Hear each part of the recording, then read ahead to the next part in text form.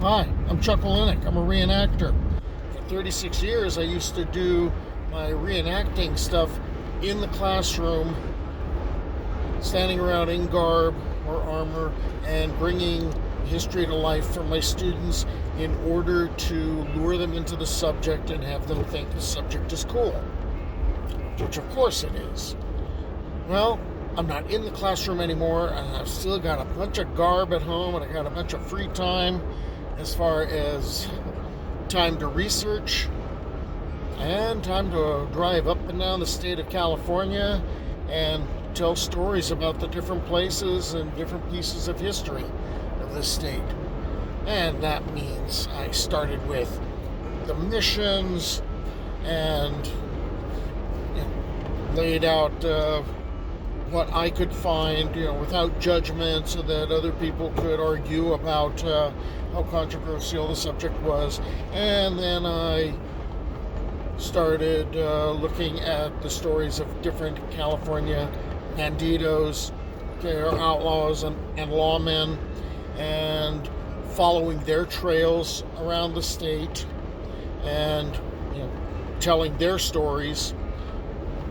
And then I got into ghost towns, and I really found that fascinating to be able to dig into why people settled in a particular place and why it was abandoned. So, I'm going to the ghost town of Llano, or Llano del Rio. I hope you stick with me. Llano, about an hour away and on the other side of the San Gabriel Mountains from Pomona, warrants its own chapter. It's located about 25 miles southeast of Palmdale in the Antelope Valley. A few miles north of the San Gabriel Mountains, the towns of Pear Blossom and Los Pinos lie to the west and to the east of it along Pear Blossom Highway, or State Route 138. Use 168th Street East as a guide. Look for the ruins of the hotel on the north side of the highway. This is another of those 20th century ghost towns. It's not entirely abandoned. There's 1,319 people living there, about 10 people per square mile. In fact, more than when the Cooperative was at its peak. But considering the ruins, I'd say, yeah, it's a ghost town. Llano originally was called Llano del Rio and was formally launched as a commune, or colony, on May 1st, 1914. The launch date is significant. May Day. Not the International Distress Call, nor the pagan holiday, but International Workers' Day, a day of celebration of laborers and the working class that's promoted by the international labor movement.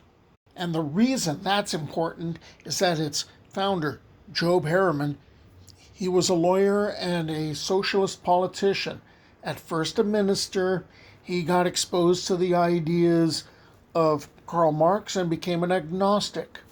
Joining the Socialist Labor Party, he ran for California governor in 1898 and lost. When the SLP fractured, he joined the Socialist Democratic Party of America, or the SLD, and ran for vice president on the ticket with Eugene V. Debs in 1900. That was another loss.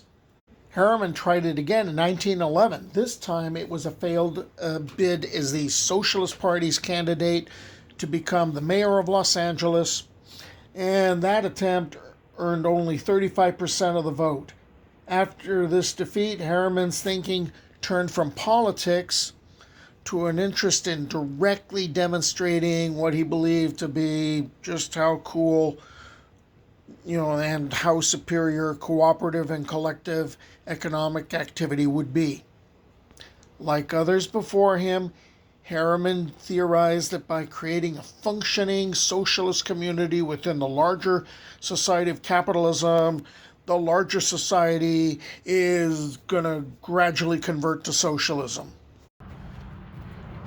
So Harriman got some investors together and they bought about 9,000 acres of land. And this land had already been worked on before. In 1888, whether it was a group of Quakers or some sort of temperance group, They came out to the area, and by 1890 there was a school and there was a post office, and by 1895 the population had peaked at around 100 folks. Flash forward 5 years later, the school is shut down, the post office is closed up, and people are deserting the area because, well, it's a desert. And they weren't very successful at what they were attempting to do.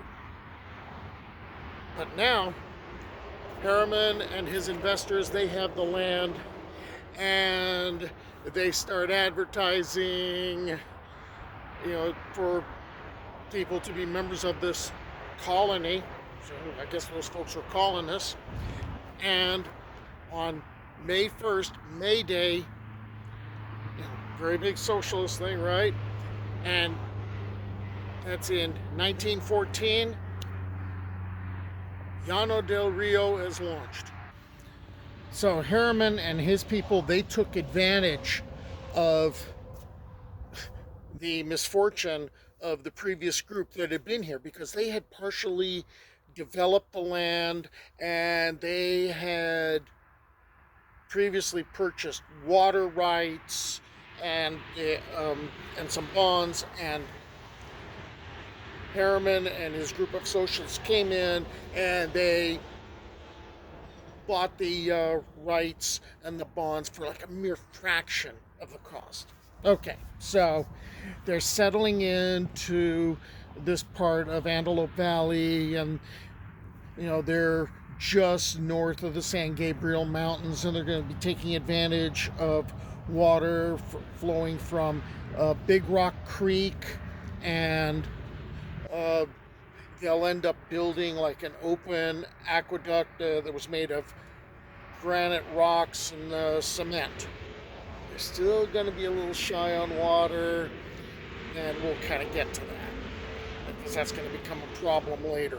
A new 9-member board of directors was appointed, and the sale of stock was begun in the fall of 1913. To become a member of the colony, one had to purchase exactly 2,000 stock shares, and to reside at Llano at the par value of $1 per share. Colonists were allowed to buy a maximum of 3/4 of their stock shares on credit. Applicants for membership were required to be idealistic, industrious, and sober. To ensure standards were met, applicants needed 3 references, written ideally by a local union president or secretary. Questions, testing, and applicants' dedication to socialism were also part of the entrance procedure. Additionally, Llano was whites only. An article in the Western Comrade attempted to explain this admittance discrimination. The rejection of these applications are not due to race prejudice, but because it is not deemed expedient to mix the races in these communities. By the way, minstrel shows were put on at the colony, and shows in blackface. So, do a little math. So when the colony begins, you've got 5 people. You have a team of horses, a cow, and 5 pigs. All right, so that's May of 1914. By January of 1915, there's 150 people living here. There's like 100 cows, 110 pigs. The peak year, 1917, there's 1,100 people living here. I don't have a cow or a pig count. So an assembly hall gets built. There's a gathering place. There was a dormitory that was attached to it that were for the unmarried men. Married couples, they're going to be living at first in canvas tents. In fairly short order, the residents built their new community, constructing adobe houses, a post office, a hotel, a community hall, a soap factory, a sawmill, a dairy barn, and grain silo, multiple kilns that still stand today, and a print shop. The circularly designed city, which was never fully realized, was the work of a feminist architect who dreamed of freeing women from the trappings of domestic work. With communal areas to care for children and kitchenless houses, there was an underground central kitchen and laundry that were to be planned out. Labor could be more equally shared amongst the residents. Members were paid to work on site for $4 a day, with $1 of that going towards the purchase of outstanding stock shares. Remember, they had to buy 2,000 of them. The remainder went towards collective daily expenses such as meals and lodging. Workers' contracts stated that any future profits were to be credited to each investor's account, and that promise was never realized. In practice, this wage was illusory. However, as surplus wages were held in trust by the colony and were only to be paid out in cash if the colony ran a financial surplus, which never occurred. This pretense was ultimately abandoned for an arrangement which guaranteed all colonists' needs would be met in exchange for their labor. Okay, so what was this glorious life like at Llano? Well, May Day was a holiday, but that makes sense because the colony was founded to be a socialist group, and there was a community celebration at Llano on May Day, including a parade and a community picnic. Dances were held every Thursday and Saturday night. Residents formed many organizations, including Esperanto language clubs, which I guess was big back then, women's reading groups, athletic teams, dancing and drama clubs, multiple bands. There was the use of a photography studio, the library, and the assembly hall for gatherings.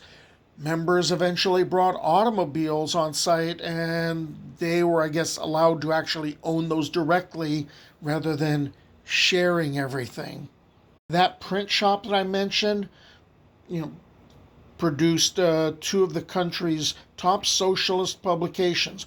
The Western Comrade disseminated town stories in a monthly magazine and acted as a recruitment tool, while the weekly newspaper, the Llano Colonist, contained news and information that went far beyond the small town and included a lot of the big-time socialist writers. As to World War I, Llano attempted to ensure that all members were conscientious objectors. Still, the colony lost young men to the draft. While often war economies helped a lot with unemployment, and people were put to work, or at least got to work, in this case, the war also threatened the economy of the colony, as industry paying higher wages in wartime jobs lured many of the less committed members away from Llano. Discontent was also settling in. The dream wasn't as rosy as it was before. First of all, just like what faced the earlier inhabitants of Llano, there was a water shortage because of a failure to build a dam. Basically, the state of California wouldn't permit these folks to build it because they didn't think the state didn't feel these guys were competent enough to do it. And the colony grew much of its own food, but that was far from self-sufficient. They also were a bit too far from any railroad depots, so that kind of messed things up as far as doing exports. The colony's sales techniques had given buyers unrealistic expectations about the luxury of living at Llano, but the expectations were not met, and there were disagreements over leadership and decision making. There was a board of directors of 9 members, and then there was the General Assembly, which was composed of all the Llano Company stockholders, the members of the colony. However, Llano was not run in a democratic manner, The board dictated all rules and regulations. In November of 1917, the Western Comrade, remember this was the monthly magazine that the colony had, announced that the majority of the colony, 200 members, 60 families, sounds a lot smaller, but remember a lot of people had already drifted away, was going to move to an alternative site in what was being called New Llano, and that was in Vernon Parish, Louisiana. And they'd be doing that about 1918. Many more of the folks returned to their previous lives.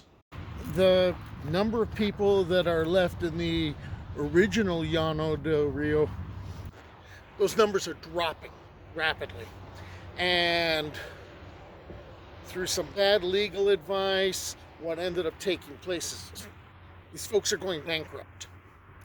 And a lot of the original colonists, they're just moving away.